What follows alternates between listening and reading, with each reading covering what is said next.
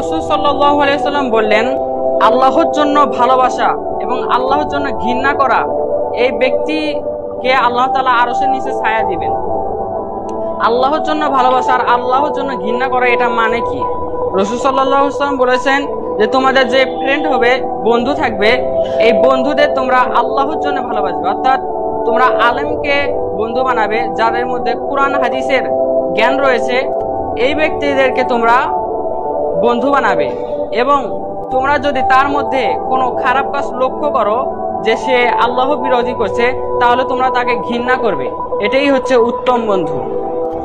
রাসূল সাল্লাল্লাহু আলাইহি ওয়াসাল্লাম 3 ধরনের বন্ধু বানাতে বলেছেন।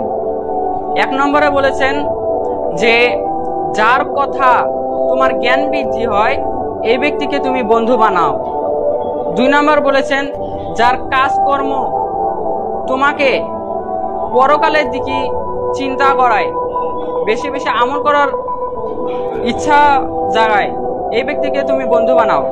নাম্বার 3, রাসূল সাল্লাল্লাহু আলাইহি ওয়াসাল্লাম বলেছেন যার উপস্থিতি তোমাকে আল্লাহর কথা স্মরণ করে দেয়।